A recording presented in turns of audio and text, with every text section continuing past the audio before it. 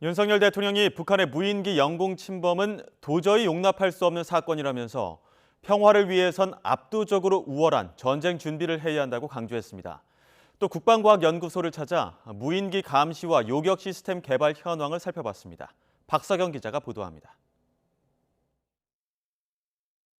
윤석열 대통령이 무기와 국방과학기술에 대한 연구개발을 담당하는 대전 국방과학연구소를 찾았습니다. 무인기 감시, 정찰, 요격 시스템 등 국내 무기체계 개발 현황을 점검하기 위해서입니다. 동시에 북한에 대한 경고 수위는 더 끌어올렸습니다. 윤 대통령은 북한의 무인기 영공 침범은 도저히 용납할 수 없는 사건이라면서 도발에는 반드시 혹독한 대가가 따른다는 걸 깨닫게 해야 한다고 말했습니다. 도발에는 반드시 혹독한 대가가 따른다는 사실을 깨닫게 해야 합니다. 분명한 메시지를 줘야 하고 두려워하거나 주저해서는 절대 안 됩니다. 또 군 당국에 대해선 적의 두려움을 국민에겐 믿음을 주는 강군이 되라고 주문했습니다.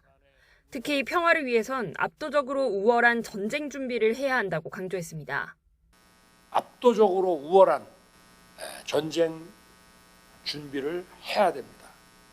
위장된 평화로는 우리의 평화와 안보를 지킬 수 없을 뿐 아니라 그 기반마저 다 무너진다는 것을 확실하게 깨달아야 하겠습니다. 내년 예산안에서 무인기 대응 전력 확보 예산이 대폭 감액됐다며 아쉬움도 표했습니다. 그러면서 우리 군이 필요한 비대칭 전력이 조기에 확보되도록 노력해달라 당부했습니다.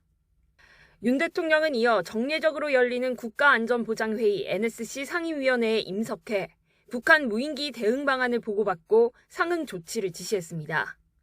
우리의 정상적 국가 기능을 교란하고 사회적 불안을 조성하기 위한 것이므로 이와 같은 도발로부터 국민을 보호하기 위한 정부의 다각적 방안을 조속히 강구할 것을 지시했습니다. 이에 따라 정부는 이번 대응에서 드러난 취약점을 보완하고 드론 부대 창설, 스텔스 무인기 확보, 무인기 대응 훈련 강화를 수행하기로 했습니다. 대통령의 발언과 대응이 지나치게 강경하다는 우려가 나오고 있지만 대통령실은 북한 도발에 대한 상응 조치는 당연한 자위권 행사라며 침묵하는 건 정부가 국민에게 굴종을 강요하는 것이라고 밝혔습니다. YTN 박석영입니다.